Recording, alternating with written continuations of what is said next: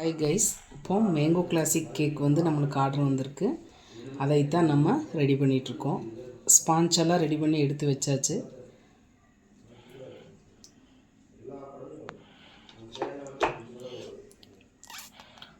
இப்போ honey syrup ஊற்றியாச்சு. அடுத்து க்ரீம்.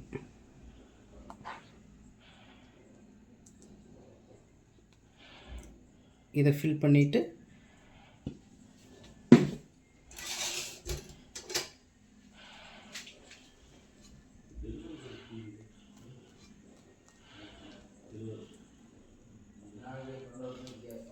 மேங்கோ க்ரஷ் போட போகிறோம்.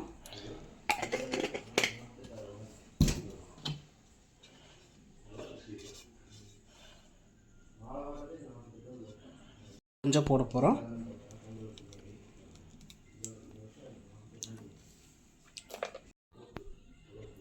அடுத்து நெக்ஸ்ட் லேயர் வைக்க போகிறோம். ஃபினிஷிங் பண்ணிவிட்டு காமிக்கிறோம்.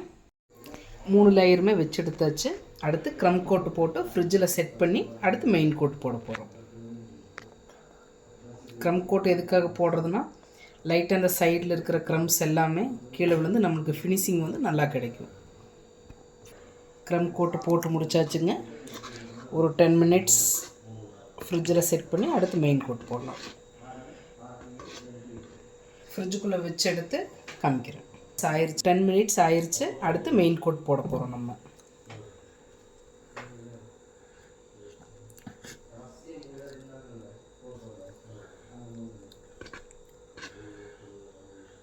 ஃபினிஷ் பண்ணிவிட்டு காமிக்கிறேங்க.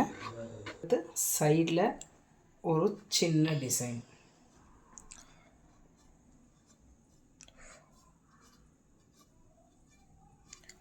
அவ்வளோதான், முடிஞ்சு.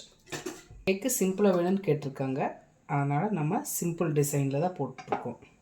க்ளேஸ் வச்சுக்கலாம். அடுத்து மேலே வந்து க்ளேஸ் போட்டு டிசைன் பண்ணிவிட்டு நாசில் வச்சு டிசைன் ஃப்ளவர் போட போகிறோம்.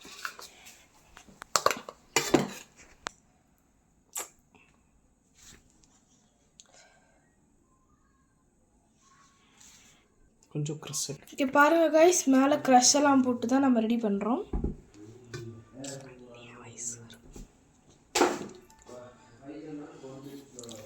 இந்த கிளேஸ் எப்படி செய்யுங்கிற ரெசிபி வேணும்னா கிளேஸ் அப்படின்னு கமெண்ட் பண்ணுங்கள். லைட்டாக ட்ரிப்பிங்ஸு, சிம்பிளான டிசைனு, லைட்டாக அங்கங்கே ட்ரிப்பிங்ஸ் விடுங்க. ரொம்ப சிம்பிளாக தான் கேட்டாங்க கஸ்டமர்.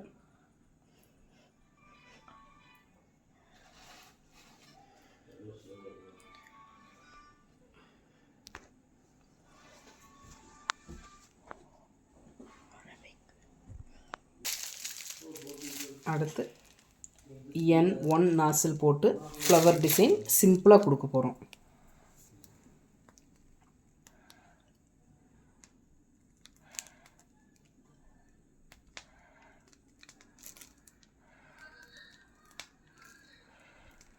போதும்.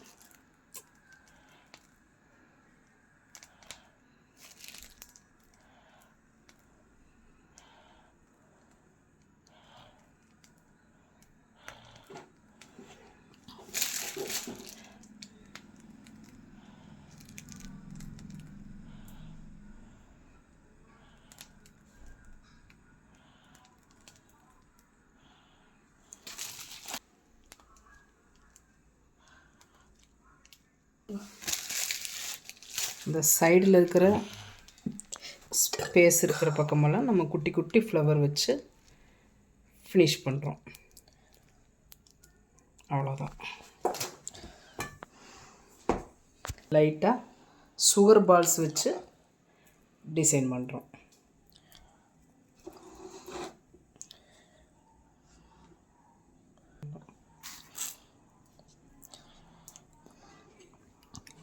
மேலே சாக்கோ சிப்.